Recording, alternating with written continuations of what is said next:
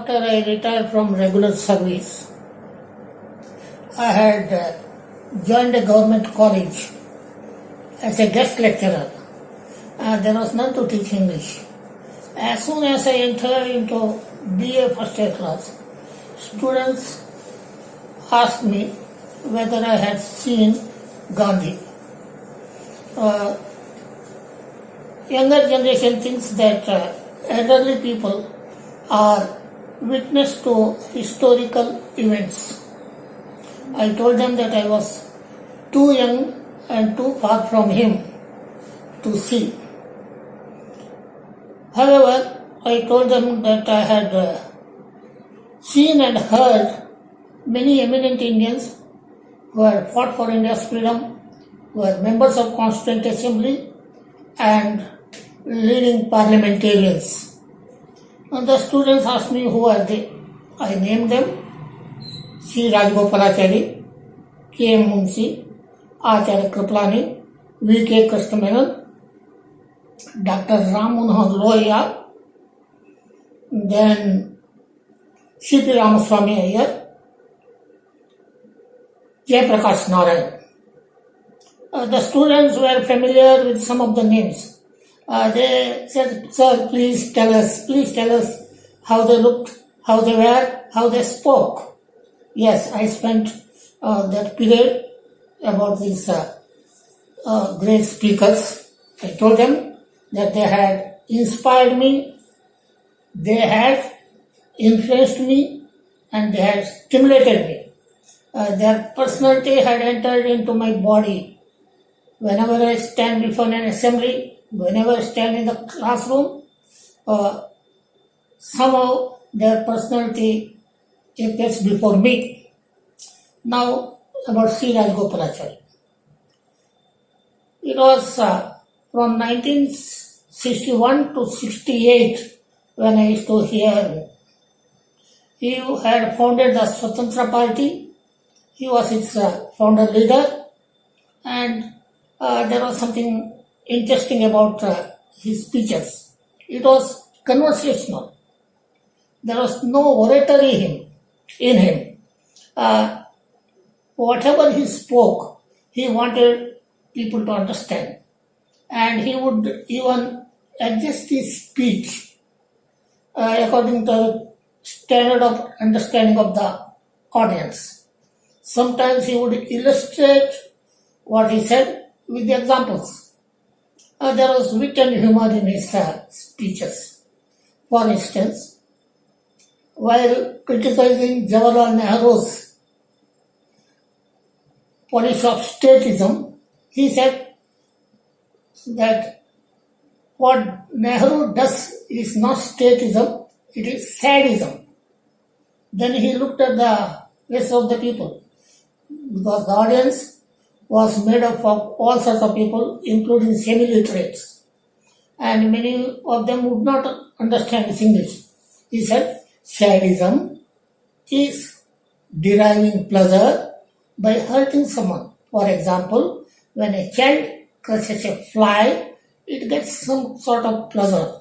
That is sadism, he said.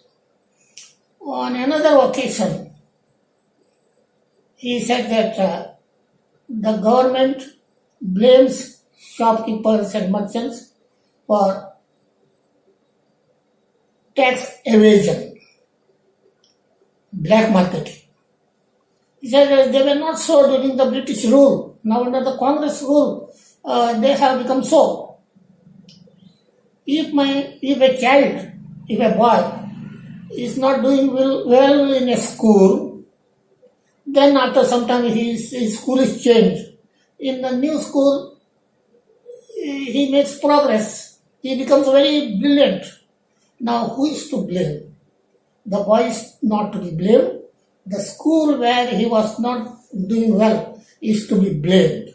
In the same way, if they were not black marketeers or tax evaders during the British rule, but they are doing it under the Congress rule, the blame squarely goes to the new rulers, not to the merchants. They should curb it. And for some reason, the new rulers seem to be sympathetic to these black marketeers and tax evaders. On another occasion, he spoke about the white cap. Before speaking, he threw a glance over the audience and got satisfied that there was none with a white cap on. But next to him there was K. Munshi with a spotlessly bright white cap. He just looked at him and said that white cap was, during the freedom movement, was a symbol of sacrifice, honesty and dedication to the nation. But now it has become something else, which I do not want to say. And again he looked at Mr. K. Munshi. It was a time in 1961-72, leaders were agitating for ousting of the defense minister for failure to defend Indian territories from Chinese aggression. While talking about Chinese aggression, he called them, the little man is overacting himself. For Chinese, he called little man. Anyway, there was humor in him, and he was very much against Nehru's policies, but he never made personal attacks. He was against V.K. Menon, who was the Union Defense Minister. Never made any personal attack. He was dignified, urbane, and cultured in his speeches. Next, K. Munshi.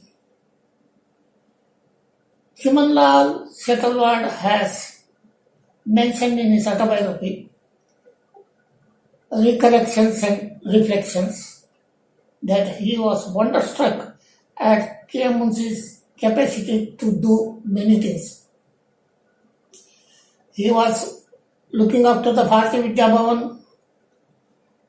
He was actively participating in the freedom movement, a Gujarati novelist, and so many things. In K. Munshi, there was oratory.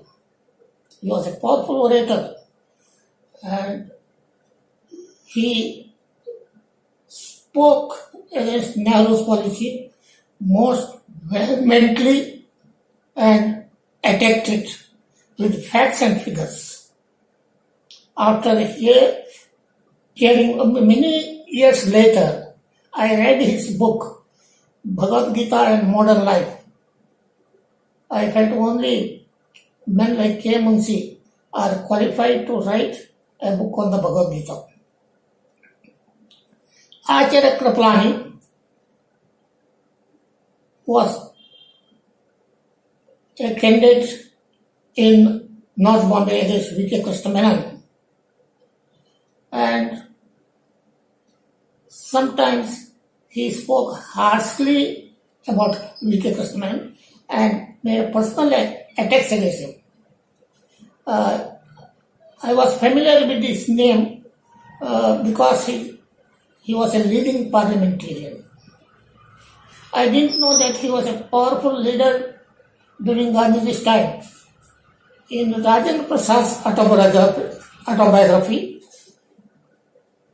I came to know that it was Acharya Kripalani who had introduced Rajendra Prasad to Mahatma Gandhi. So powerful a man.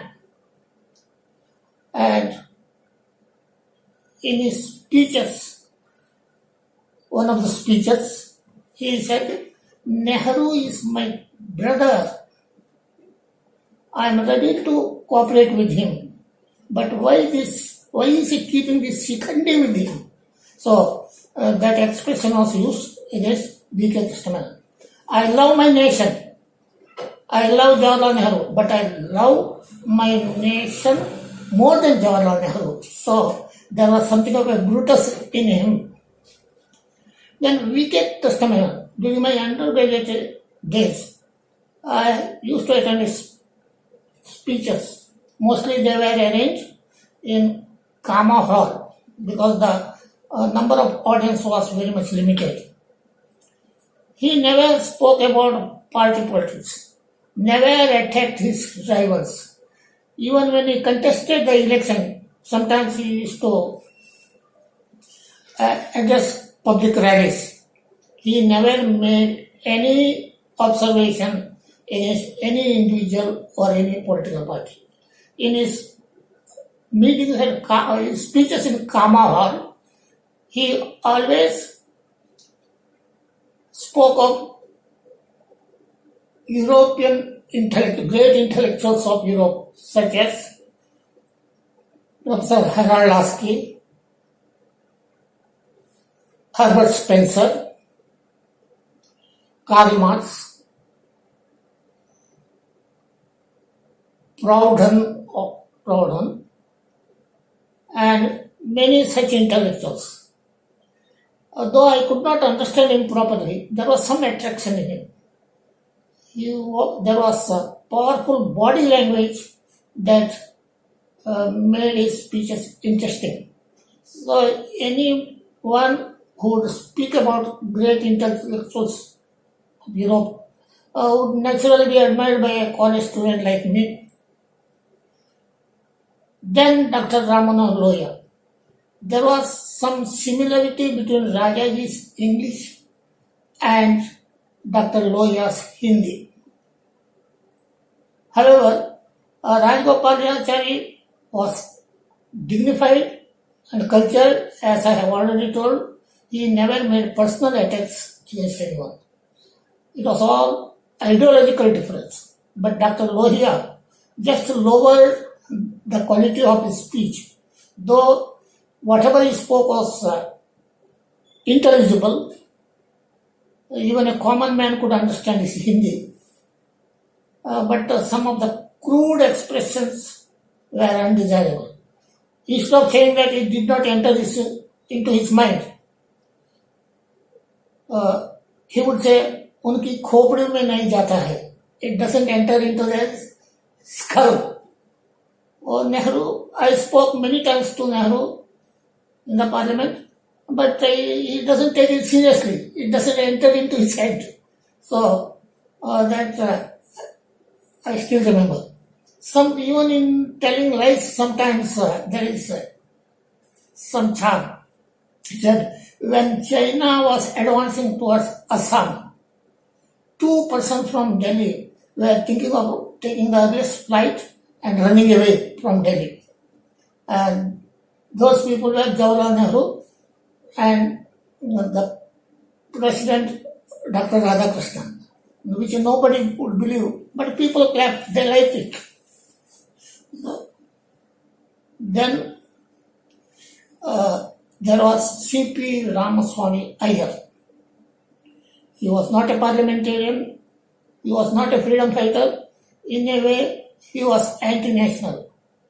So far as politics is concerned, anti-national. As his learning and knowledge of ancient Indian culture is concerned, he is a very great patriot. He hasn't got the honor and fame in independent India because of his policy. He was Diwan of Cochin Travancore state when the central government was trying to integrate the nation with these princely states. He had refused to join, refused to accede, and he was in secret correspondence with the Jinnah to get his army, if possible, to face government of India. That's painful. However, he was brought round after an attack with a sword on him at Tiruvananthapuram during some drama for which he was invited. This Pillai has stated in his integration of Indian states. But his speech, only once I heard, arraigned at the Indian Merchant Chambers. He spoke about education and he referred to the Upanishads. I think it's Taittiriya Upanishad. He quoted and he said, how were those teachers? How great were those gurus? What kind of education they imparted? What was their prayer to God? Always praying, let me get healthy students, intelligent students, dedicated students. In that way, the way in which he spoke, his body language which accompanied his words, his handsome appearance, his Jodhpuri suit and South Indian turban, fair looking man, hefty and bulky. There was something great, majestic in his appearance, and his English too was quite fluent and impressive. Then in 1965 or so, soon after Jawaharlal Nehru's death, Hiren Mukherjee, a leading parliamentarian and Marxist leader from Bengal, had come down to Bombay to introduce his book on Nehru, that is Gentle Colossus. He spoke in the Sundarbai Hall. I was wonderstruck when I heard his English. It was so beautiful, so impressive, and I was actually stimulated when I heard it. It was Cambridge University accent, juicy words, accent and intonation, and accurate words. I have never heard in my life such a pure English. That time I realized why we Right Honorable V.S. Srinivas Shastri was called Silver-Tongued Srinivas Shastri. Perhaps if this man were to be compared to him, people would have called Golden-Tongued Hiren Mukherjee.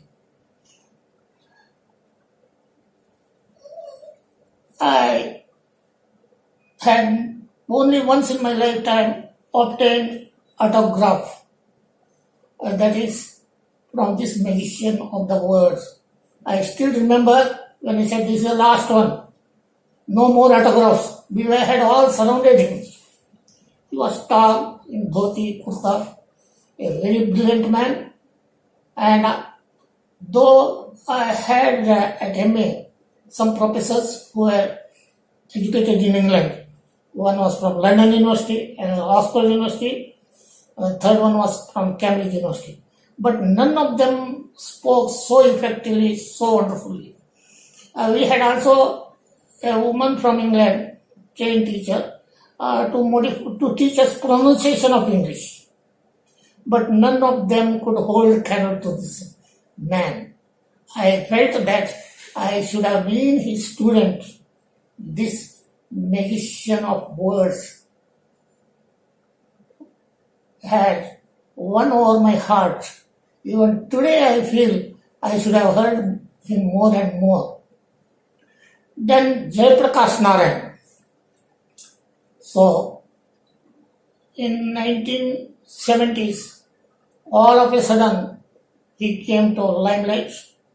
Earlier, during the Quit India movement, Gandhiji has said that the credit goes to Jayaprakash Narayan and Dr. Lohia in the movement.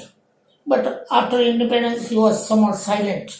Now, in 1970s, he encouraged agitation and brought together various opposition parties and prepared them to face the tyrannical rule. He called it tyrannical rule of Indira Gandhi. And it was he who is responsible for making Indira Gandhi declare emergency. And the after effects of emergency, that also he is responsible. Janata Party, all parties, many opposition parties combined and defeated Indira Gandhi's party, and there was Janata Party under Morarji Desai. So he had spoken at Andheri Bhavan's campus. I was an MA student. It was in May 1968. I had represented the English department of Bombay University. I heard him, but he was not so impressive as I had expected him to be. He spoke of 7 types of national integration. After the camp, I had written an article and contributed to Opinion, in which I had called his speech a headmaster's speech, a headmaster's explanation. So, these are a few eminent people who I still remember. I feel I am indebted to them. Many more trade union leaders, many other speakers I had heard, but none of them had impressed. And one special thing about these 7 people whom I have referred is that none of them had all the qualities of a great orator as mentioned by Quintilian, the ancient Roman specialist on oratory. He had stated that a great orator must be a dancer, should have experience of dancing. He must be an athlete. He must be a musician, and then must have studied philosophy, history, literature, and a nobleman.